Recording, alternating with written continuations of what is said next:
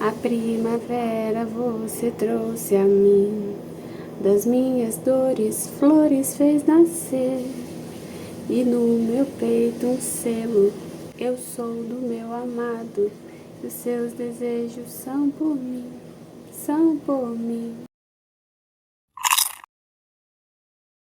Pois é, com esse salmo maravilhoso, lindíssimo, que eu começo esse devolante, seu devocional na hora do almoço, porque eu sempre posto na hora do almoço, falando sobre o tema do culto de ceia da minha igreja.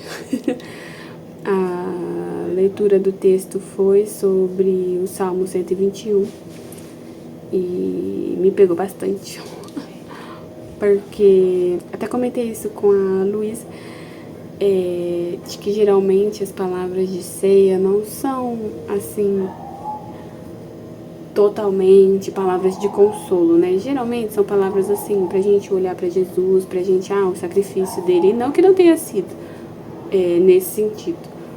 Foi nisso, mas olhando para o sacrifício de Jesus como aquele que pode nos socorrer, como aquele que quando a gente está no vale da sombra da morte, pode nos socorrer. E que é a nossa esperança, né?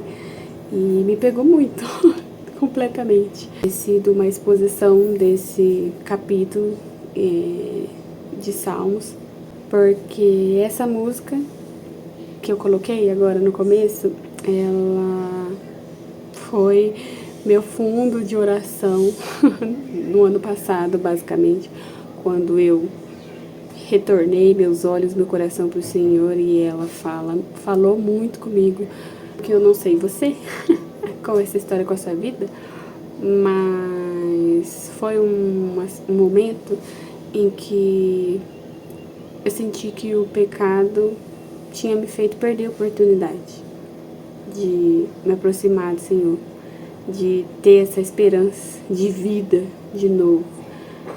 Tava me sentindo igual o filho pródigo, sabe? Que ele até volta para casa do pai dele depois que tudo deu errado e que ele tá passando fome. Mas ele volta ali querendo ficar lá com os servos, lá trabalhando, sabe? E não voltando no sentimento de, puxa vida, me arrependi, errei com meu pai, então vou voltar como um filho. Eu tava assim, esse turbilhão. E aí esse louvor desse salmo me trouxe de volta a esse senso de realidade, que é eu estava voltando para minha esperança, estava voltando para o meu Senhor, para o meu Pai. E inclusive na hora que a gente foi realmente tomar a ceia lá, depois da palavra, né, o pastor fez ali, vou colocar assim como se fosse um simbolismo, uma representação de um copo vazio. E aí a gente ia, colocava esse copo vazio na mesa e depois ia e pegava o pão e pegava o suco. E pra gente, assim, meio que ter a consciência de que o nosso copo vazio, que é o que a gente realmente é, um copo vazio sem nada, quando a gente chega na presença do Senhor, a gente não tem nada para entregar. E é como se esse copo também fosse o que fosse trazer a ira do Senhor para nós. Porque ali, vazio, sem nada, só nosso, se a gente continua com esse copo, a gente vai ser levado ao julgamento do Senhor. Mas a partir do momento que a gente deixa esse copo vazio e a gente vai lá e participa do corpo e do sangue de Cristo, a gente se torna uma nova criatura, então a gente troca o nosso copo da condenação, essa palavra que eu queria lembrar, a gente troca o nosso copo da condenação para poder pegar o copo da justificação, que é o que Jesus traz para nós.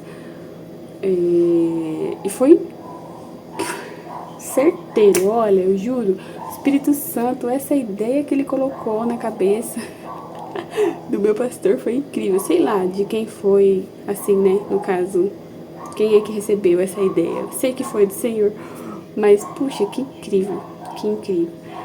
E abrindo um pouco as minhas particularidades, foi um momento muito específico, porque eu não sei citar, nomear, ou não consigo lembrar agora, bem que minha memória tá meio ruim, mas de ter essa sensação viva do Senhor realmente, de eu realmente me entender como filha do Senhor, porque não é que eu não saiba, mas nesse momento, nessa troca e com essa palavra do Salmo, foi assim, acertou o meu coração de, poxa, é mesmo, eu sou filha do meu pai. Sabe, eu não sei. Sabe quando a gente só vai vivendo e a gente tá acostumado? Vou colocar nessa situação, se a gente for comparar, quando a gente tá com os nossos pais. Que a gente já tá tão ali, já, sei lá, adolescente ou já é adulto e a gente tá lá na casa dos nossos pais e tá vivendo a vida ali na correria, tá tudo automatizado, tá tudo meio, ou tá tudo bem mesmo assim, mas aí de repente te dá um estralo e você fala, opa, este adulto aqui é o meu pai e a minha mãe. Não sei se você já passou por esse sentimento. E aí você fica, nossa, é mesmo. É meu pai, é minha mãe. Meu Deus, foi ele, foi ela que me criou. E aí é como se esse sentimento tivesse me invadido ali naquela hora. De, nossa, eu sou filha dele. Do Senhor que criou os céus e a terra. E obviamente, em muitos momentos, eu não me comportei como se eu fosse. Mas mesmo assim, ele continua, ele é Deus. Não é que ele é meu pai carnal e ele não tem opção de se desfazer de mim, vou colocar assim, né? Ainda que os laços de convivência se cortem, mas biologicamente eu sempre vou ser filha dele. Não, o Senhor, ele pode escolher. Poderia escolher quem é e quem não é. E ele, podendo escolher, sabendo, tanto desde quando eu nasci até o dia que eu morrer, permitiu, me dar chance todo dia, me deu a chance naquele momento, me respondeu da oração que eu tinha feito. E eu falei, nossa, é mesmo, eu tenho um relacionamento com o Criador do Universo. E ele não se envergonha de me chamar de filha. E ele não tem vergonha de ser chamado de Deus da fulana, Deus da ciclana, Deus da César. Nossa, foi assim, eu não sei se, não tem como transportar o sentimento, mas eu tô tentando explicar, porque realmente foi assim, sei lá, não sei botar, explicar com expressões ou palavras. Mas foi um ótimo culto, ótima palavra, uma ótima representação para fazer a gente realmente entender. Pelo menos funcionou comigo perfeitamente. Eu geralmente só entendo assim através de parábolas e comparações e historinhas. Então, para mim foi realmente perfeito. Obviamente, além desse relato de culto, mas a minha intenção com esse vídeo é de realmente reafirmar tanto para mim quanto para qualquer um que acabe assistindo sobre a bondade do Senhor. Primeiro que o Senhor Jesus está vivo. E ele estando vivo, significa que tudo que ele fez e falou é verdade. E principalmente a promessa de que ele vai voltar para buscar os que decidiram entregar a vida para ele e viver por ele. E além de tudo, que se o Senhor Jesus está vivo e tudo que ele disse é verdade, que ele vai voltar, também é verdade e é o princípio de todas as coisas, que o Senhor é bom, Deus é bom. E ele sendo bom, todas as coisas que saem dele, os planos,